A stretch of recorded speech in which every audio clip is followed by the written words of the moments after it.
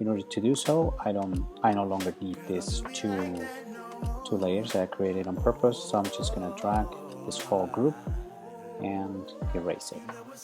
So in my process, what I normally do is I copy an image and I create an image on top of all the images I've been working in, just to make sure that that image contains all the changes I've done. So what I'm going to do is I'm going to push or press Command Alt Shift E, and that's going to create layer number 1. So this layer, I will call it middle product. Okay, so we're halfway between the process. This image contains already all the cloning we've done and all the Dutch and burning. So I'm going to, once I have this middle product, let's call it that way, I'm going to make 2 copies.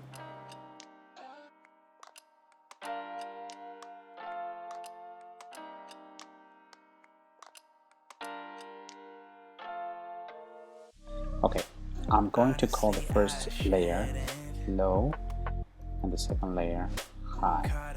This is going to be my frequency separation.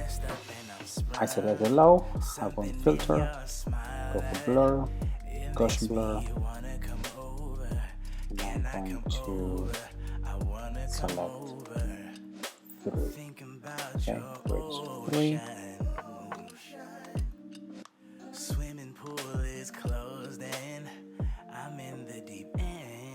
The next step I'm going to do, I'm going to select the high layer, go to image, apply image, select low, invert, select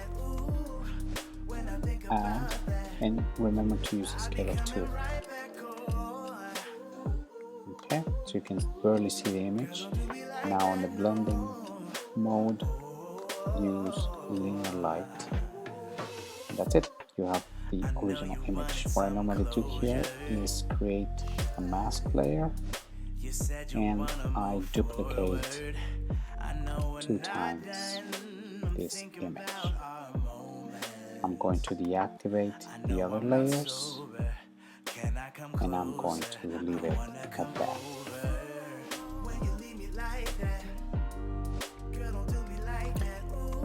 Okay, so now we have 2 copies of the, let's say, the high frequency. This is low frequency, and this, as you can see, basically increase the sharpness. Let me activate the copy again, and let me activate the second copy.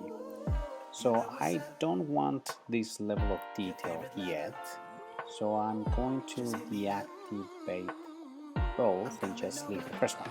So at this point in time, I have exactly the same image and I've basically done a separation of the frequencies.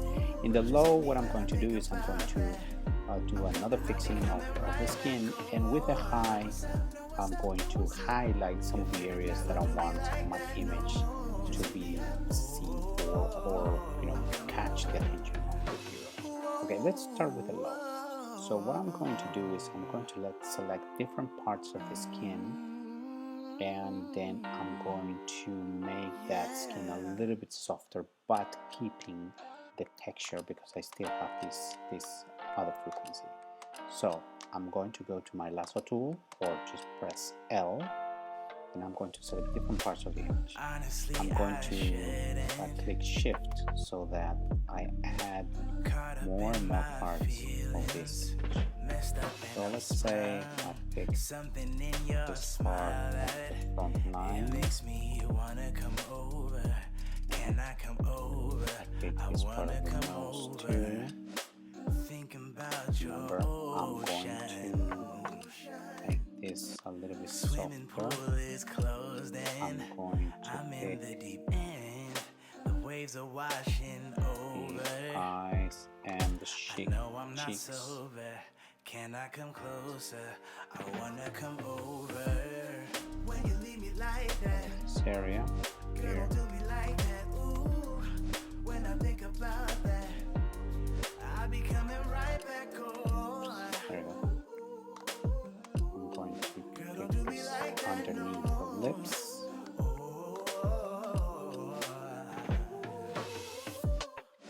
I know you wanted some and of course, said you wanna move forward. I know we're not done. I'm thinking about. So even though the model had a really good skin, I'm going to make it look even better this time. So once I have selected this this part of the image, I go to select, modify, feather, right?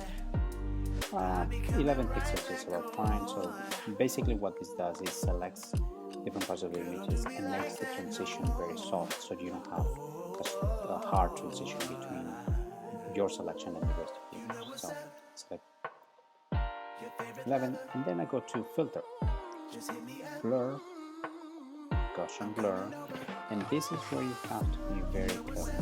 Okay? So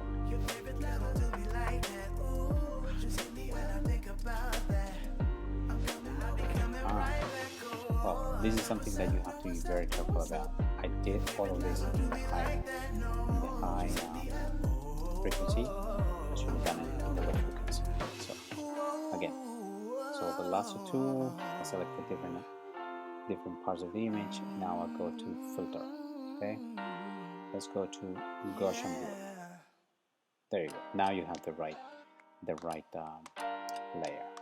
Be careful with that. It's a mistake that you may make, and you will have undesirable results. So just look at the skin here. And let me start increasing. Let's go to the last one. That's what you don't want to create, kind of a masking gray area. So we'll look for something in between, something that makes the skin soft but doesn't make it look artificial or mannequin kind of. See if 8 is closed in. I'm in the deep end. Right, maybe 7.5.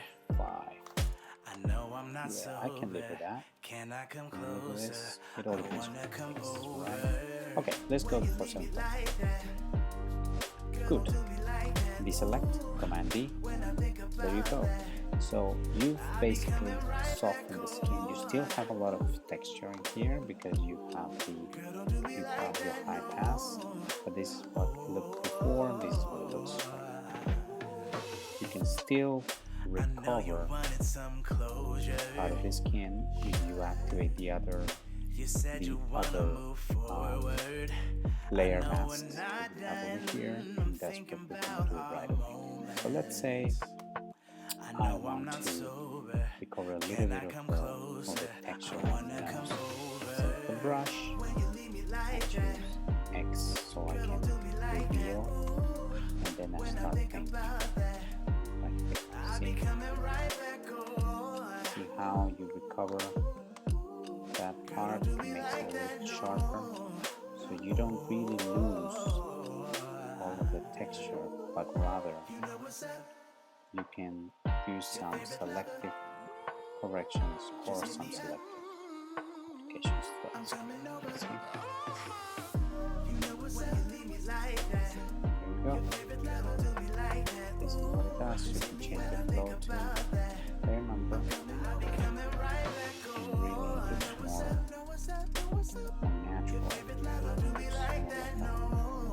like a makeup, right? The base. So I still can recover texture through the image. Increase this. So this process looks more real. See? There you go. So you've done some specific adjustments throughout the image. Okay, so that's looking right. Okay, let's do something additional. In addition to that, we're gonna work now on the eyes and the sharpness. I'm going to jump a little bit on the next video, but let me show you how to increase the sharpness of the eyes. Remember, I created another layer right here. So what I'm going to do is I'm going to choose my brush. I'm going to make it much smaller and see what I'm going to do now with the eyes. Let's put a flow of 100. I'm going to start sharpening the eyes so that the attention is driven to the eyes. And this is something you see all the time, like some eyes which are really sharp, they draw all the attention, and that's what you do. Sharpen the eyes, look, before, after, just basically technique to sharpen the eyes. So I'm not going to work too much on the eyes because I have another video which will be focused more on the eyes and the lips, just to make them pop a little more. Maybe some of the eyebrows as well.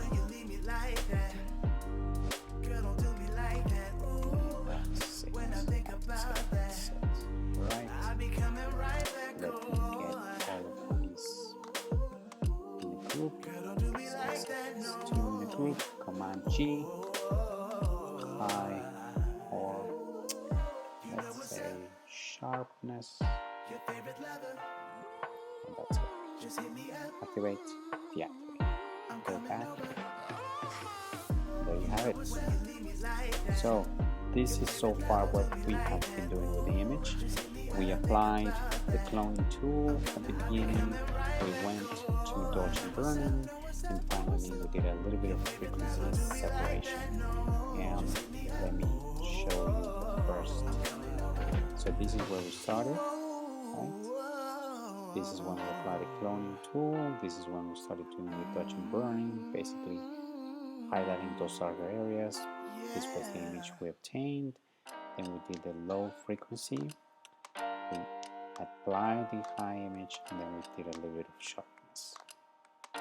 So thank you so much for tuning in.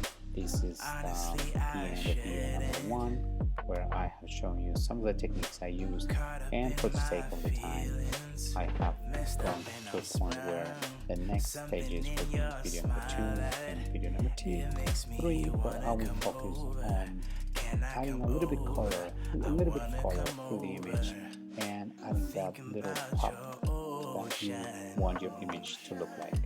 Thank you very much, Raul. Stay safe and keep healthy. Bye-bye. The waves are washing over. I know I'm not so